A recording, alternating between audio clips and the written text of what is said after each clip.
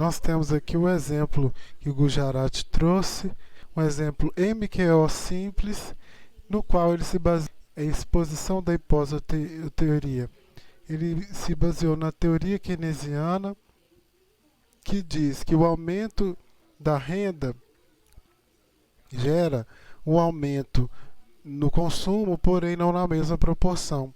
Keynes ele estabeleceu a propensão marginal a consumir e ele acreditava que essa propensão marginal a consumir seria maior do que zero e menor do que 1.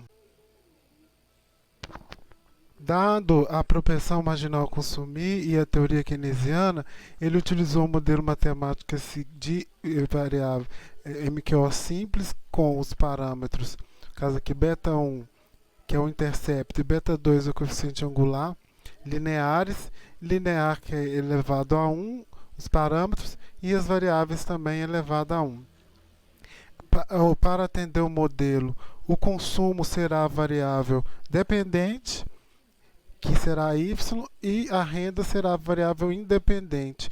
Espera-se, através dos coeficientes, estimar o consumo, qual é a probabilidade do consumo acontecer, dado a variação da renda. O beta2, para atender essa relação matemática e a teoria, ele deve estar maior do que 0 e menor que 1, lembrando que o beta2 será a propensão marginal a consumir.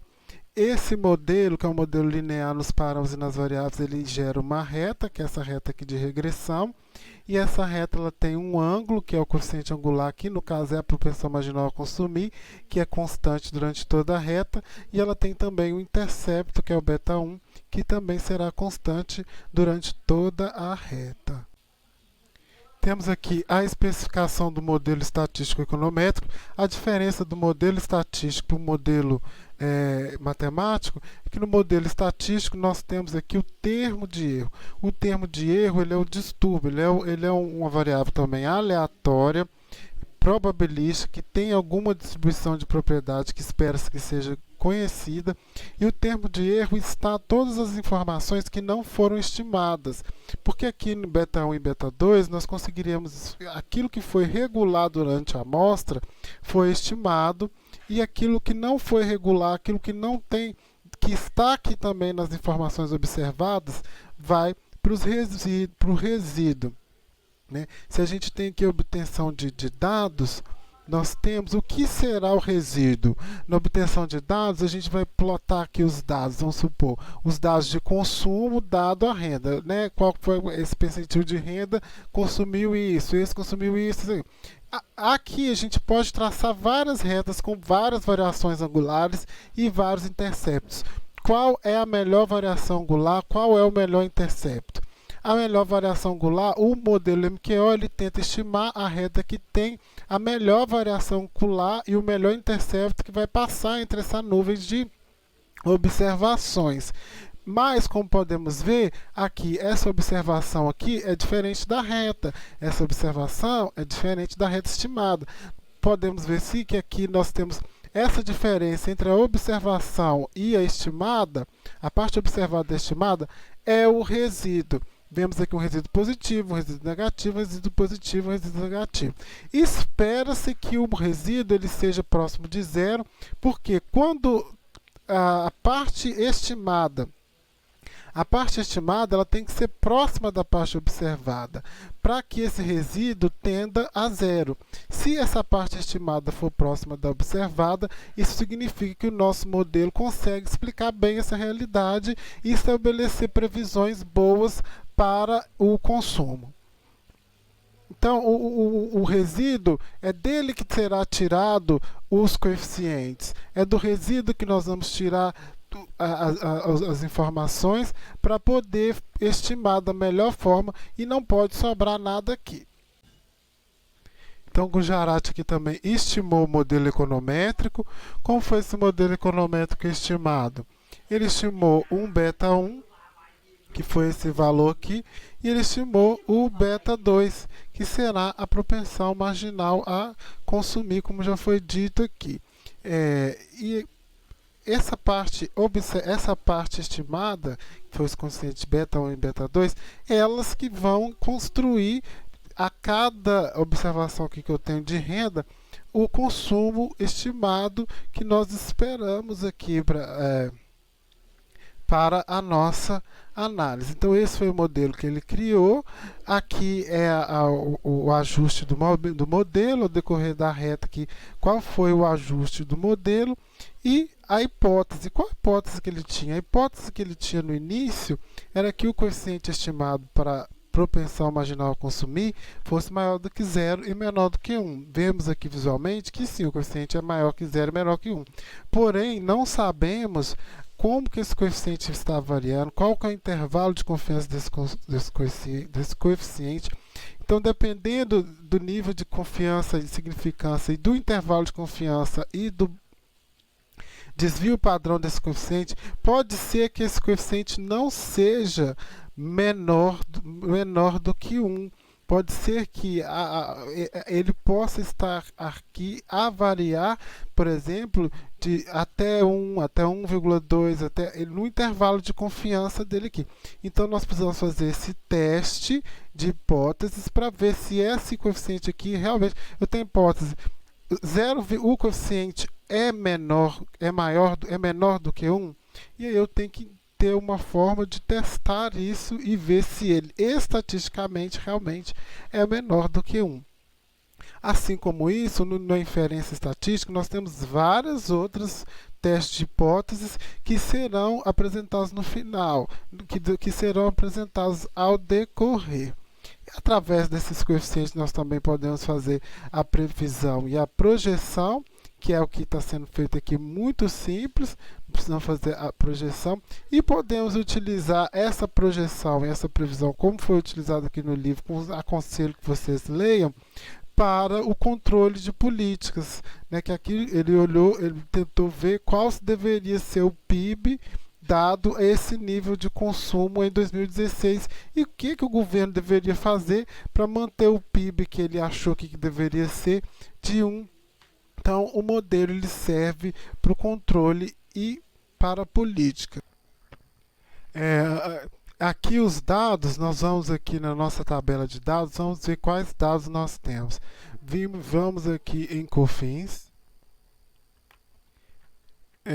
Esses são os nossos dados. Nós temos uma tabela que foi feita no Excel com a COFINS, a variável COFINS, com a saúde. Essa aqui é a saúde discricionária e com a saúde, as despesas obrigatórias com saúde.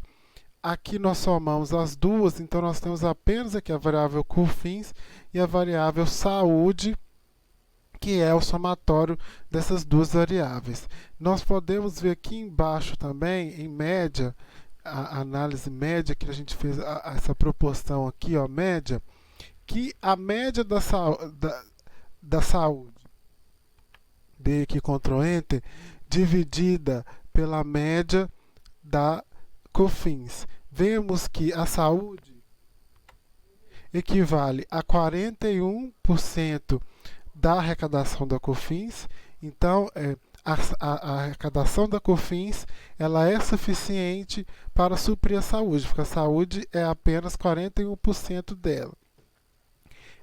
Então, a nossa hipótese, junto com esses dados, é de que a COFINS é sim uma contribuição importante para a evolução da variável saúde. Nós deflacionamos também os dados, aqui essa função deflate, nós deflacionamos os dados para poder chegar a esse ponto. Vamos aqui para o nosso exemplo prático no RStudio, que é o modelo que nós temos, que é o software que nós temos para estimar. A nossa estimativa base é o que? Saúde, nós vamos estimar. A saúde será a variável dependente e a variável independente, no nosso caso agora, será a contribuição para o financiamento da Seguridade Social. A contribuição para o financiamento da Seguridade Social é uma receita tributária da Seguridade Social brasileira para o uso do governo federal. essa contribuição é para uso da Seguridade Social, então ela é para uso da. A saúde é, é uma das políticas que são integrantes da Seguridade Social. A nossa hipótese que a gente tem é que a saúde depende da contribuição para a Seguridade Social. Então, vamos fazer aqui então as nossas estimativas e depois vamos seguir aqui no modelo. A primeira base teórica é essa nossa hipótese que nós temos no nosso modelo, é que a COFINS ela exerce impacto na saúde, que é a hipótese que nós temos, e o modelo que nós estimamos, que nós já ensinamos isso, nós vamos fazer aqui aquele mesmo, que é esse modelo aqui. Equação. Como podemos ver, nós vamos aqui em equação, damos Ctrl Enter, usamos aqui a função LM, como já ensinamos na última aula. Aqui a variável dependente, aqui a variável independente. E a equação, achamos aqui o intercepto, que é 8 bilhões, 700 e quantos bilhões, e temos aqui, acompanhando a COFINS, o coeficiente angular, que é o que está acompanhando a COFINS, ele é um coeficiente maior do que zero, então o que indica, nós sabemos a significância desse coeficiente, indica que a COFINS exerce impacto sim na saúde, esse impacto aqui, e é um coeficiente não menor do que 1. Então, o impacto não é de 1 para 1. Basicamente, a teoria, sem analisar a significância dos coeficientes, foi aceita. Temos o seguinte: o modelo MQO é um bom modelo para essa relação entre a saúde e a COFINS, né? A COFINS explicando a saúde. O modelo MQO é um bom modelo? Será? O resíduo deixado pelo modelo de MQO é um resíduo. Como que é esse resíduo? O que, que tem? O que, que sobrou? Sobrou alguma coisa nesse resíduo que não poderia sobrar? Vamos analisar aqui essas questões agora. Temos aqui, ó, essa equação que nós temos, nós vamos criar o resíduo. Aí eu escrevo aqui resíduo, que vai ser o nome, vou pôr a setinha com o sinal aqui de mais, maior, né?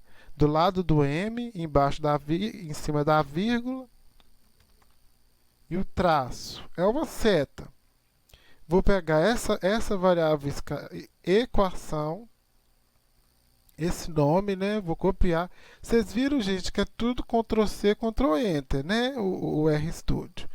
E vamos aqui, ó, Shift cifrão. Olha o que apareceu. Apareceu os coeficientes, resíduos, efeitos. Vou querer os resíduos. Ó, encontrei aqui os resíduos. Vou plotar. Aí ficou azul porque deu certo. Vamos plotar essa aqui, a função plot.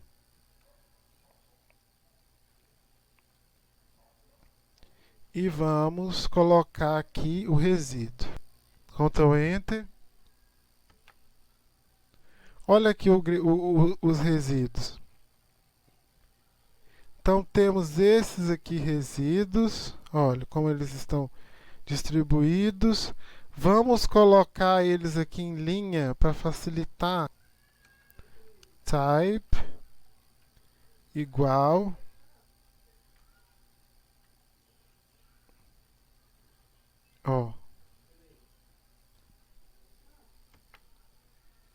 olha os resíduos. Então vemos aqui, ó, os resíduos. Espera-se que o resíduo ele esteja próximo do zero. Nós vamos analisar depois. Será que o resíduo está próximo do zero? Ele parece que tem até ainda uma tendência aqui de aumento nesse resíduo do início das. Então, alguma talvez esse resíduo, provavelmente, alguma informação importante continuou aqui nesse resíduo. Isso estamos falando visualmente. Não estamos falando, não fizemos nenhum teste aqui para provar nada. Então, provavelmente esse resíduo, alguma coisa ficou nele. Vamos ver a média. Fazer um summary dessa variável aqui, resíduo. Provavelmente vai dar que a média é 0.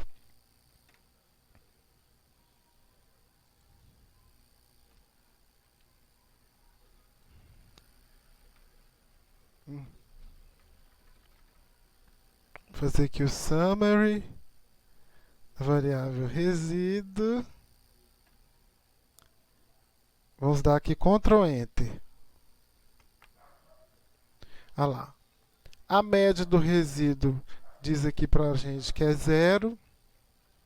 Isso é um bom indício que ele tem média 0. Mas aqui também nós temos que fazer o teste de Durbin-Watson para ver se tem alguma correlação. Tem outros testes aqui que nós precisamos fazer para entender se esse desvio padrão aqui também ele é constante ou se realmente existe aqui uma tendência. Então, e o que é o resíduo? Nós estamos aqui falando do resíduo. Nós plotamos aqui já esse gráfico, que é a saúde deflacionada. E aqui, ó, temos a saúde estimada. Vocês viram que é diferente? Que os números são diferentes? Né? Se você analisar os dois gráficos, então a gente viu que é diferente. Então, se eu pegar o observado, que é isso aqui, ponto a ponto, e diminuir o que foi estimado, o que sobra dessa relação, de cada observação, é o resíduo daquele período, é aquela parte que o modelo não conseguiu prever. E esse resíduo ele é muito importante para a gente entender qual que é o modelo que a gente precisa. Porque o modelo que a gente precisa é aquele que a parte estimada é a mais próxima possível da parte observada. Porque o que a gente espera é que esse resíduo, em média, seja 0 e que o desvio padrão dele seja constante. Que ele seja ali, ele caminhe em direção àquela mesma média que é 0 e com o desvio padrão constante. Então, nós esperamos isso do modelo. Aqui a previsão, nós fizemos aqui já um estudo, olha, analisando a variável COFINS e a variável saúde, vendo aqui o gráfico, a gente vê para o início do ano, dada a sazonalidade da COFINS, a gente pegando os valores da COFINS, colocando na fórmula, nessa fórmula aqui, né, que tem o intercepto e o coeficiente angular, pegando essas estimativas aqui que a gente estimou no modelo ARIMA para COFINS, nós chegamos a esse gráfico.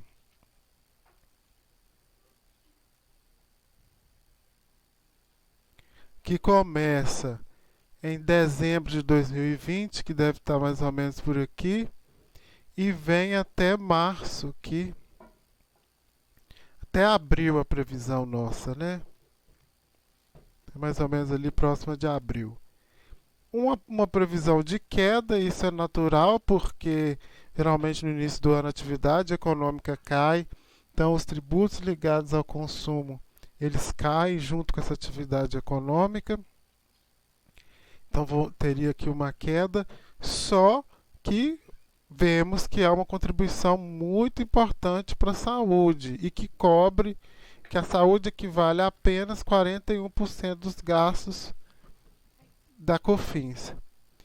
Então, se o governo, por exemplo, quer fazer uma reforma tributária, ele quer modificar a natureza tributária da COFINS, transformar ela num imposto, e um imposto vinculado diretamente a outro orçamento e não à Seguridade Social,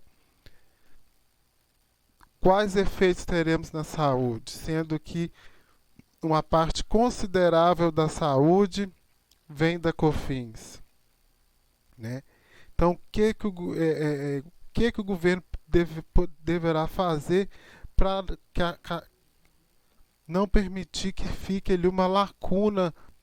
Então, isso é o modelo econométrico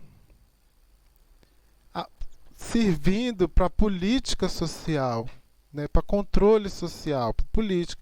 Quer dizer, então, servindo para política, eu posso estimar previsões para me ver que o futuro, no caso, se eu quiser qual vai ser a estrutura de gasto, eu tenho que respeitar essa minha restrição orçamentária, ou então pegar mais aqui da COFINS para dar para a saúde num período de pandemia.